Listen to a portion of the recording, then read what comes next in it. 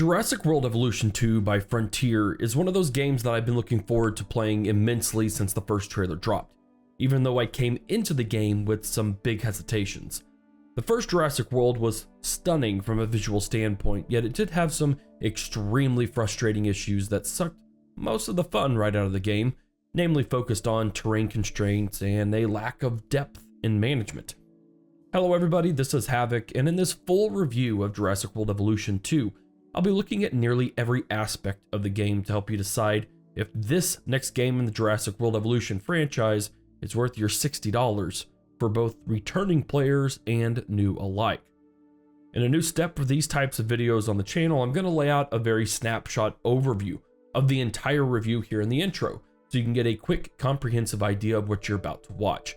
Please note that there are timestamps listed in the description, and chapters are set up so you can 100% skip forward if you so desire. Do so now. We'll first take a look at the user interface within the game and how well Frontier presents vital information about all aspects of your dino park without having to dig too deep, and this ease of access is great for first-time players to easily grasp the game.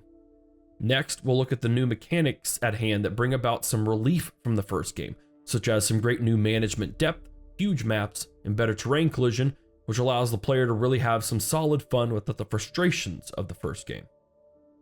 Then we'll dive into the multiple types of gameplay you can experience, from the new Chaos Theory scenarios to sandbox and challenges, even going into the actual campaign for the game, albeit this is the biggest disappointment of the entire thing.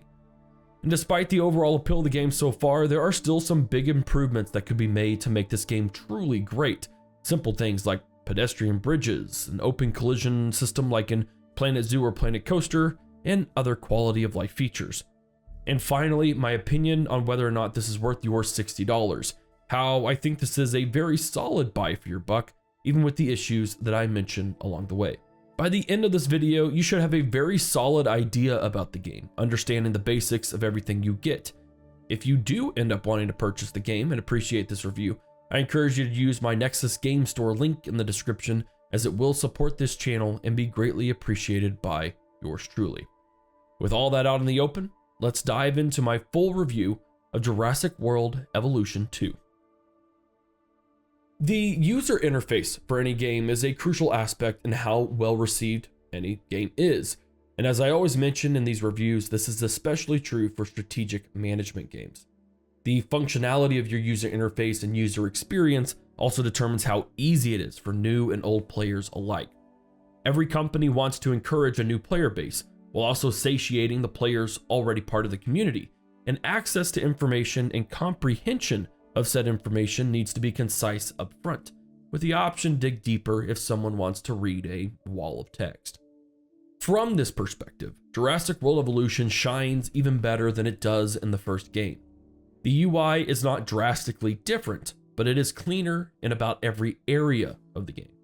Dino information is condensed and easily understood, especially in how you can make them comfortable or their compatibility. Your park rating tab gives a fantastic overview of your park with simple menus that, again, give you simple, comprehensive looks and allows you to dig into another step to see not just the factors contributing to the park's ratings rise, but how you can improve that rating, be it bringing in certain types of guests, how to raise the appeal of your park, the sale of your amenities and their coverage, on top of overall guest attraction and overcrowding. That same progression extends to all of your menus. We'll talk about scientists and research further down the line in detail, but how the game easily brings you around to these areas is simple and effective, often with a simple notification at the top of your screen so you can just press the tab button to access. The best progression I can think of that shows off this combo of UI and UX is when a dinosaur is sick and you don't have a cure. You just click on the dino, who has a bright red disease symbol above it, and since you don't have the cure, you can just click on that symbol and it will bring you to the correct research button. Then you just have to assign scientists and you'll have that cure in no time. It might sound like a lot of steps having to explain it, but it really is an incredibly efficient process. As mentioned earlier, this sort of access system is there across the board. Want to build a building you haven't researched yet? Click on it and it'll bring you there. Need to know what modules will impact your amenities based on guest type? It's so well done while giving you current breakdowns on what modules are effective. Even the scientists' information, their skills, their fatigue levels, and their traits are just incredibly simple and great. There aren't really any critiques I can think of with the UI UX in Jurassic World Evolution 2. It's extremely solid, does a fantastic job of giving you that right information without having to dig, which does wonders to give those new players some ease of access while giving a nice breath of fresh air to those of us who played the first one. The UI UX upgrade was without a doubt a requirement, considering all of the new and improved mechanics presented in JWE2, and there are a decent number of them, to be sure. We'll begin with scientists and research, two of the bigger drops of new management content in the game. Instead of just sending random teams to dig up dinos, examine fossils, or do some much needed research, you will physically hire scientists based on their skills of logistics, genetics, and welfare, along with the potential for certain traits that can aid in excavations, aid in research, and other areas where scientists are needed. You'll need a certain number of skill points in any of these three areas for everything requiring scientists, so balancing those skill points and the cost of your staff, which does include a buyout price and a per minute price, will be essential for you to advance your park. However, using your staff will come at a price. Every time you use them, they get fatigued. Get too fatigued and they might sabotage your effort and cause some havoc. You can let them rest at the cost of some money and a couple of minutes of them not being able to be used, then they are reset and good to go. You will use these scientists for dang near everything within the game, and expanding your staff's capacity will be crucial to expanding your park, especially regarding research. Your research branches are split up into near the same categories as the first game between species, welfare, and structures.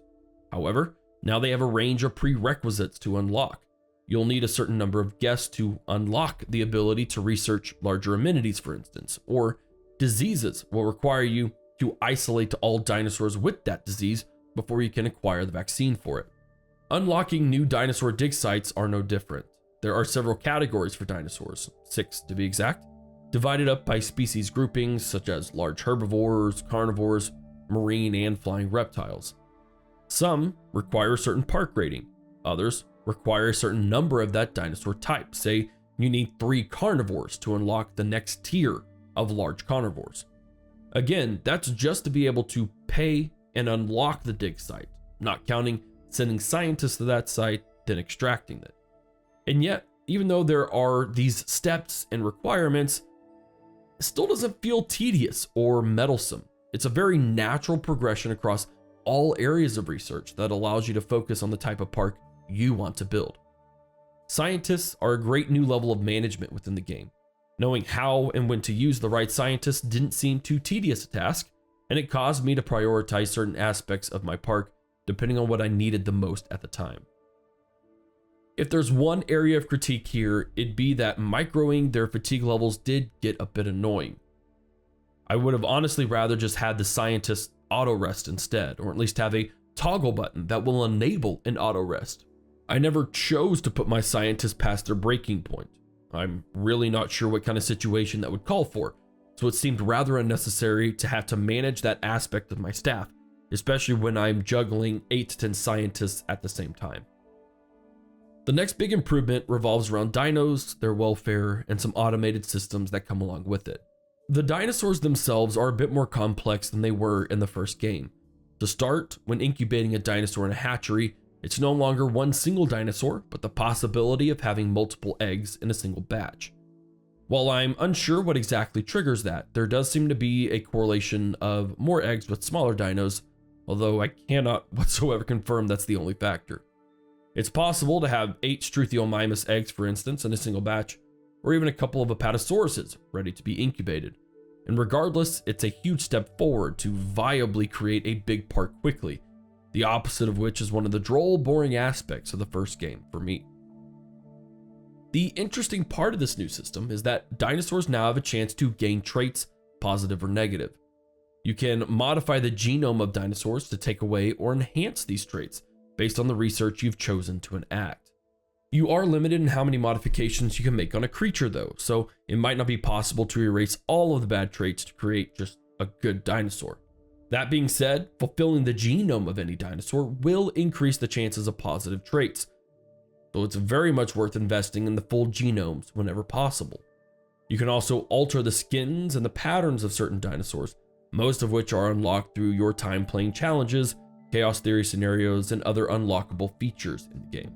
Once you've selected your dinosaur, you'll have to assign scientists to synthesize the DNA and create a batch of eggs.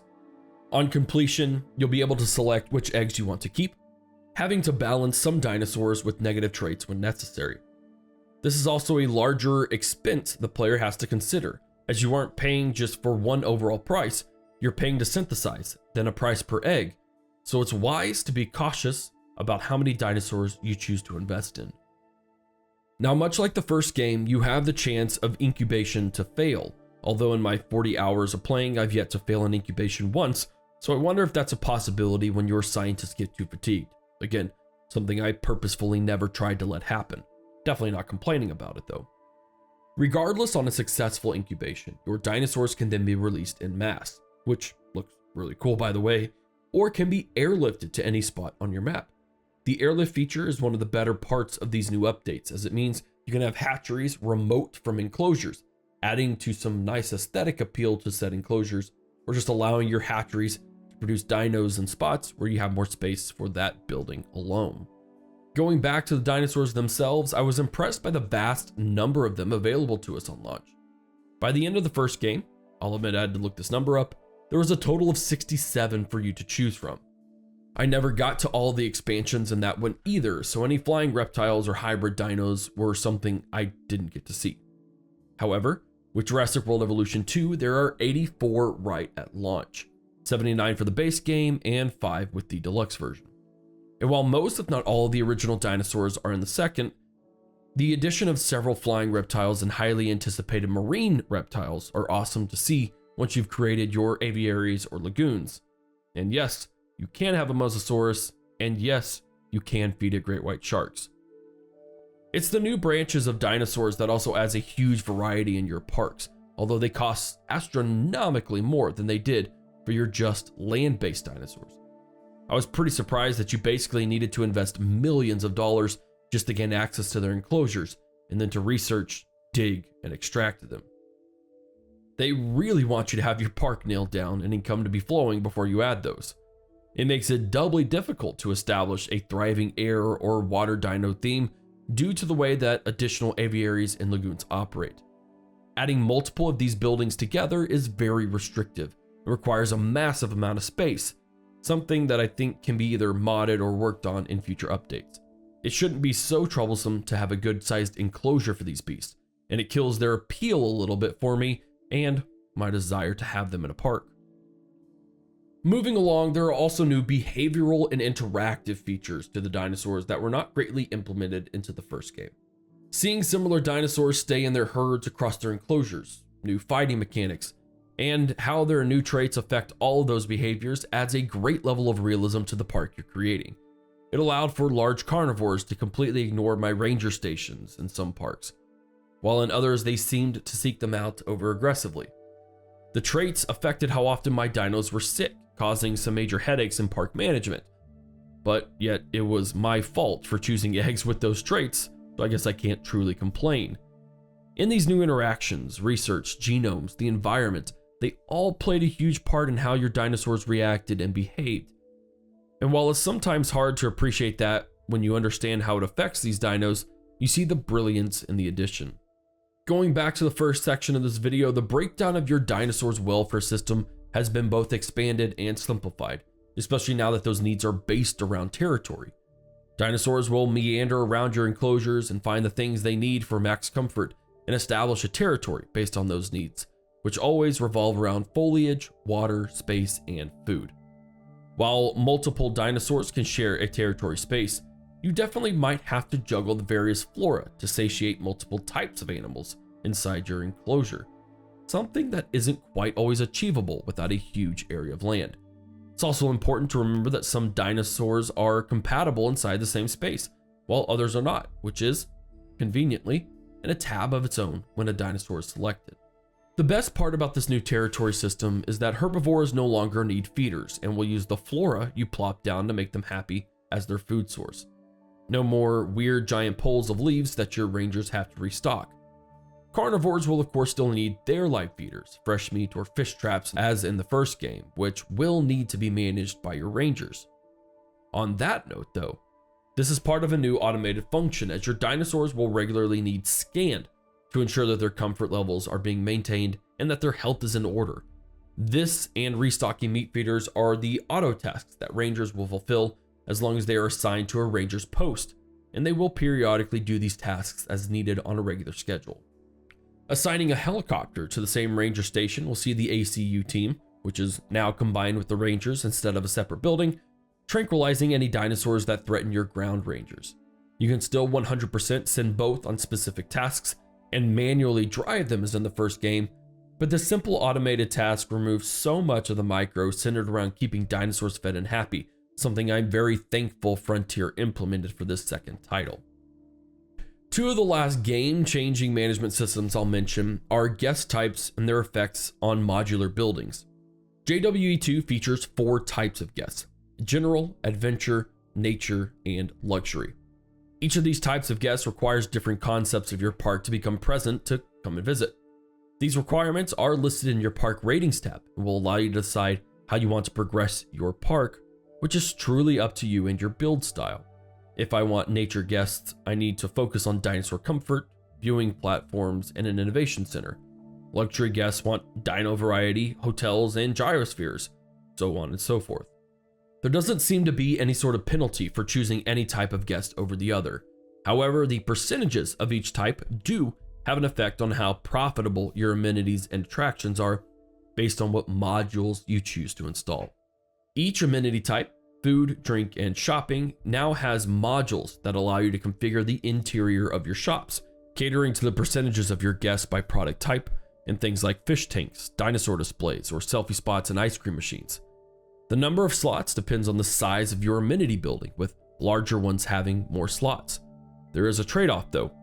Most modules in the medium and large amenity buildings reduce the total number of guests safely allowed in the buildings. Play your modules right though, and even with those reduced numbers, you'll still be bringing in loads of money for your park. As if customizing your interior of these buildings wasn't enough, you can modify the exterior as well, with 7 sets of options regarding architecture and a 100% customizable color picker. The current color schemes by default are something I'm not a fan of whatsoever. They're much too bright, and the color combos are not appealing at all. So I have taken the opportunity to make my building color schemes much more dinosaur theme park appropriate while still looking stylish. Well, at least according to my tastes, of course. These new systems are a huge part of what brought back some real fun in playing Jurassic World Evolution 2 for me.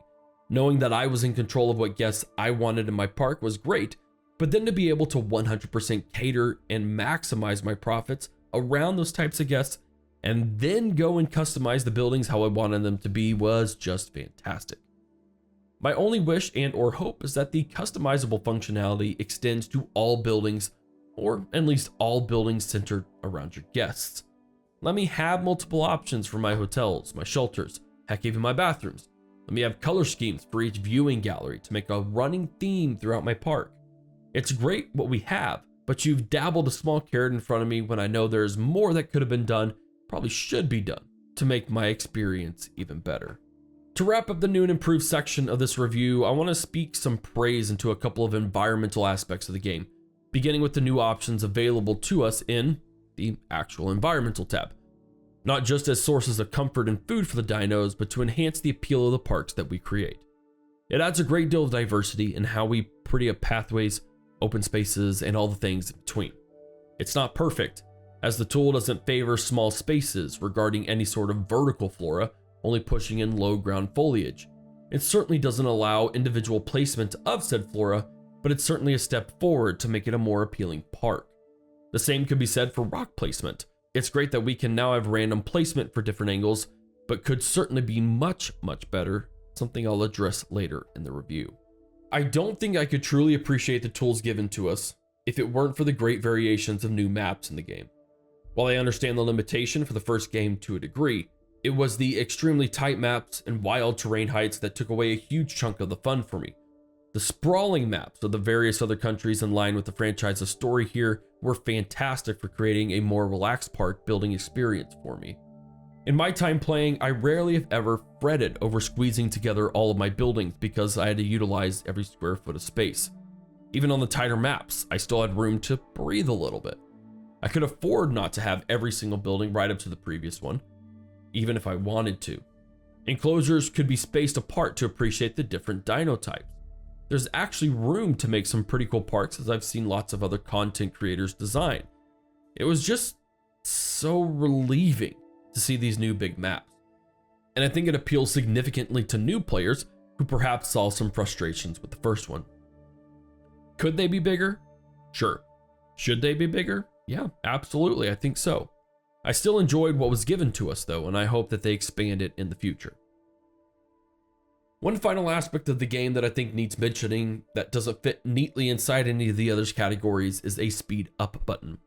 One of the bigger issues from the first game was just waiting for funds to come in at a single slow meandering speed, or waiting for some process to finish before moving on to the rest of your park. Jurassic World Evolution 2 now has button control over covering speed ups, making the days fly past rather quickly.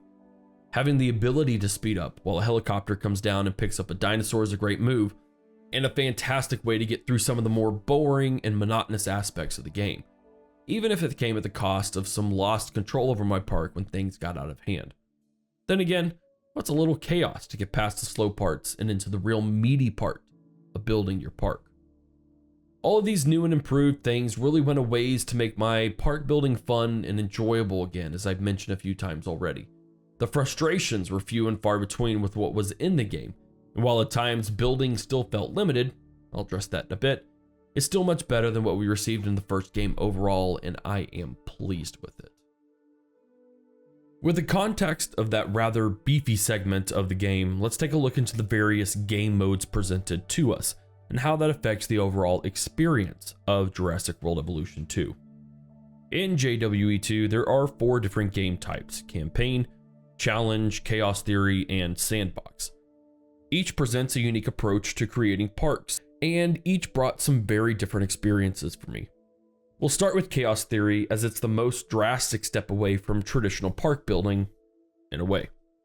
Chaos Theory was a series of what-if scenarios from throughout the entire Jurassic Park franchise, from the very first Jurassic Park all the way through Fallen Kingdom. In these 5 missions, you will be challenged to succeed where the original movies failed. In Jurassic Park, you'll build a fully functional theme park without all the death and destruction. San Diego sees the lost world come to life as you successfully design the San Diego park that John Hammond's nephew wanted to create. Isla Sorna Site B will have you grab dinos from Site B at the behest of Mr. Masrani for Jurassic World. Jurassic World is designing the park from the movie, while Return to Isla Nublar presents a different end to Fallen Kingdom, where the volcano on the island remains dormant, and the DPG was able to return to the island, and Claire can better protect the dinos by returning the island back to nature. Chaos Theory was a hit and miss for me. The missions where I'm building parks were enjoyable as, no shocker, I'm actually designing parks and reaching very specific objectives.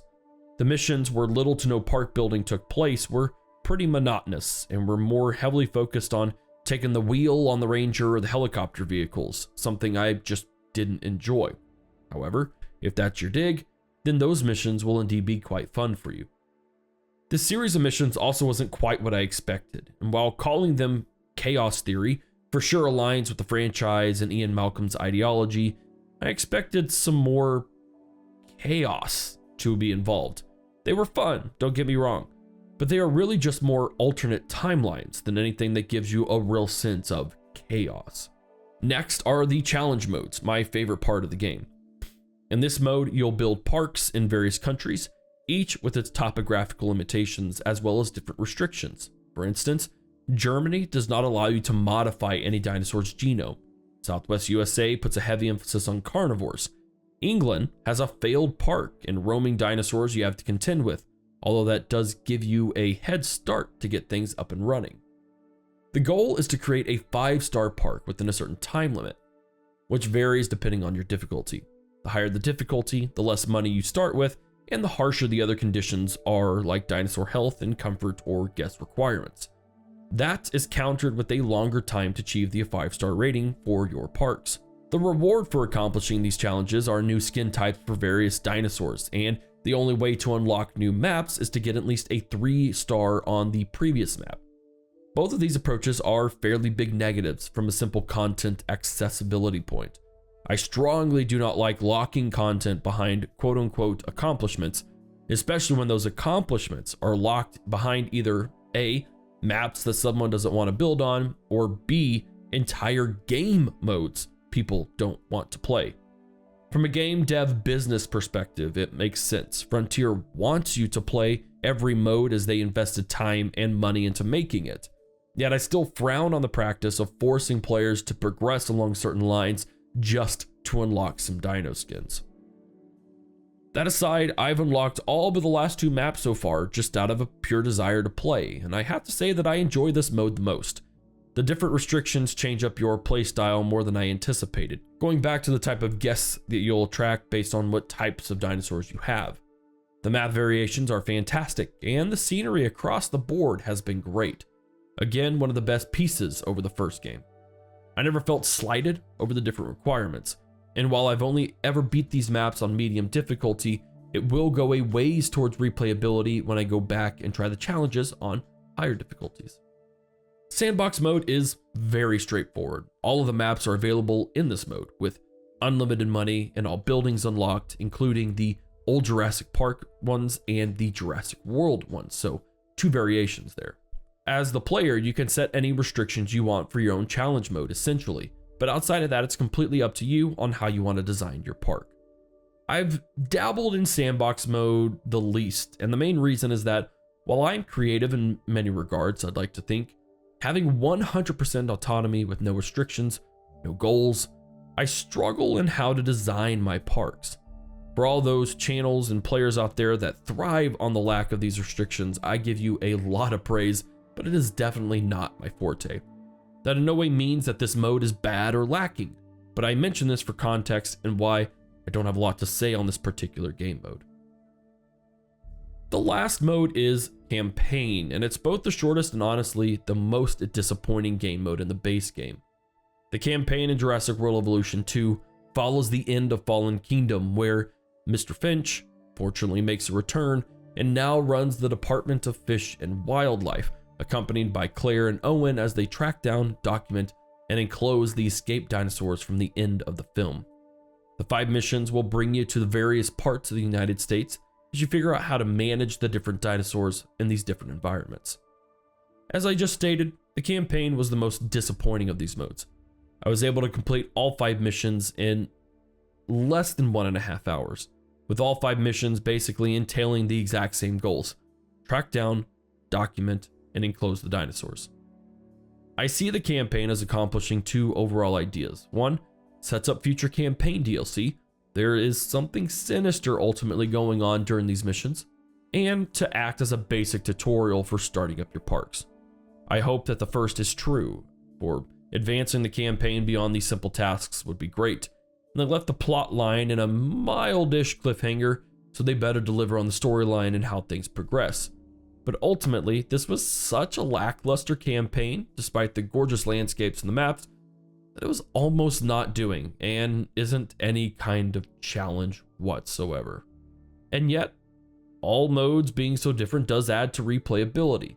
There's a lot of content here to consume, so if you do purchase it, you'll have plenty of things to do across all game modes, even if some don't really deliver. So far, I've spent a vast majority of the game praising its aspects. It's time to dig into some of the issues. Well, issues, I guess, is a good way to put it, but I'd also say what could be done to make it even better. Let's start with building an item collision. That is, any building or item's ability to be placed in a certain area and its collision factor with terrain and other objects. Hands down, my biggest frustration with the first JWE game was that if the terrain was slightly less than flat, or there was the most remote possibility of a building conflicting with another building, you just straight could not build there. This made the already small maps even smaller since flat terrain was hard to come by, and oftentimes, even in parks where this could occur, it was aesthetically unappealing due to the placement of buildings and the need for flat space around it. JWE2 tackled this pretty hard compared to its predecessor. The solution is in large part due to the much larger maps, where terrain is less of an issue, and even when that is an issue, there's usually enough space elsewhere to make it work and to make it decently good while doing it. But it's still a problem in many cases, not just quite as frustratingly so. I'm not really sure why every building has to have such a large collision box around it. Why can't I place buildings, substations, or foliage so close together? If I want to make a giant molded pile of rocks for a cool sculpture, why can't I overlap them in any way whatsoever? Trying to make anything along a curved road or stacked together becomes an issue or looks poorly with no real way to remedy it. The best functional parks I've built are grid-based, where collision has a much harder time to occur, but it doesn't make oftentimes for a very beautiful one. I think this is doubly frustrating due to Frontier's other two franchises, Planet Coaster and Planet Zoo. Both of these games thrive on being able to smash things together to make works of art far beyond anything that JWE2 can fathom. The hard limiters on collision in JWE2 do not allow for players to craft anything really. And when they can, as I have seen some extremely innovative people do some crazy things, they've had to find so many loopholes and scapegoats to get around it that I just don't see it as worth the trouble to get a slightly better looking park. I understand that JWE2 is an entirely different team, and I know there have to be restrictions set by Universal that might not allow this type of customization. But compared to the other theme park and zoo games developed by Frontier, this seems so incredibly limiting. Planet Coaster and Planet Zoo blow my mind with their ability to customize. That's just not here in Jurassic World. Going along with that idea of collision and customization are some simple quality of life building implementations that I think could easily upscale your parks and add some awesome new park ideas. The first, pedestrian bridges and walkways. Imagine being able to have sky bridges going over your enclosures, where guests could walk above dinosaurs on a glass walkway and see the dinos down below them. Or creating walkways and bridges over an expanse that bridges different sections of your park. Say, putting a river in between them to keep dinosaurs from venturing off into other parts of the park. I have to say, the ability to do this in prehistoric kingdoms is a huge upsell from Jurassic World Evolution 2, an aspect that if implemented would just put it on par with that other game. And if we're talking about going above, why not dig down below? I'd love to enclose certain dinosaurs by digging a big enough enclosure into the ground and having people view them through what is essentially a cavern or tunnel behind fences. You could do the same for the marine reptiles, where guests could go underground to view them underwater, just like in the first Jurassic World movie. Terrain tools, leveling, and water access are all features that can make these parks so much more customizable, yet they're still rather limited despite their second generation boosts to the environment.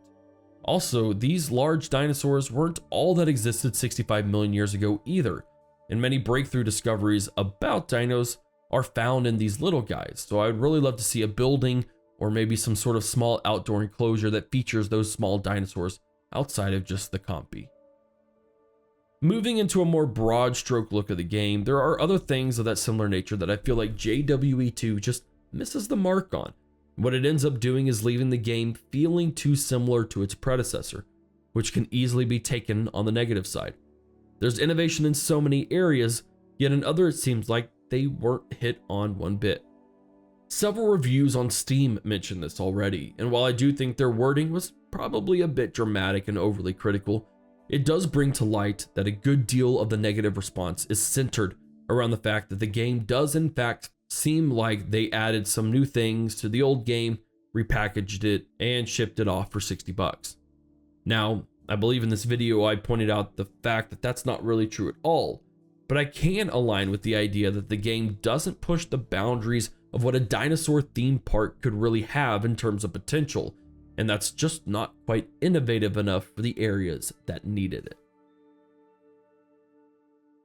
Well, it's time to wrap up this review, and per my usual method, I give you my personal view on whether or not this game is worth the $60 price tag, so here we go. To start, the new features are simply amazing. and they solve so many problems I had with the first game. There's such an engaging level of management present now that I really feel like I'm in charge of a park, building it, maintaining it, really doing things to take care of the dinos, and furthering my own research to bring about the buildings that I want to build, catering to the guests that I customize to support. The range of dinosaurs is even more than the first game with all of its expansions, giving you ample choices in what you want to populate your parks with and how you approach your park's layout. The new incubation, welfare, and comfort system with the dinos means that you have more control over what features your dinos have, what traits you want to risk or reward incubating, and ultimately how they'll react and behave not just around other dinosaurs, but around guests and your rangers. The different game modes give a good deal of variety in park development and design, and the restrictions imposed in the challenge mode really did provide me with some unique ideas to hit 5 stars on these various maps. The campaign really needs a step up though, and hopefully the DLC will clear that up and fulfill the story. Overall, I'm having an absolute blast with the game. I put in over 40 hours by the end of this review and still have so much of the game to complete. Frontier added some great features and functionality to the game, even though it wasn't enough, in my opinion, so I'm very much looking forward to seeing what they cook up for in the future for Jurassic World. Jurassic World Evolution 2 is definitely worth the buy, even with the issues and or lack of super innovation that I just mentioned. I ran out of fun with Jurassic World Evolution. I don't see me running out of fun times with the base game of Jurassic World Evolution 2 anytime soon. And with that, the end of this review. Thank you incredibly much for checking the video out. I had a blast crafting the longer review style, and I hope you enjoyed it too. If you have yet to buy this game and would like to support the channel, be sure to head over to my Nexus game store to purchase it, or any other strategy games on the store. Be greatly appreciated, but as always, is never ever expected. If you did enjoy the video, be sure to give it a thumbs up, subscribe to the channel, turn on bell notifications. I'd love to hear your thoughts about the game in the comment section below, so head on down there and leave one. Thank you again so much for watching. Be on the lookout for more in-depth reviews like this one. This is Havoc, and I will see you in the next video.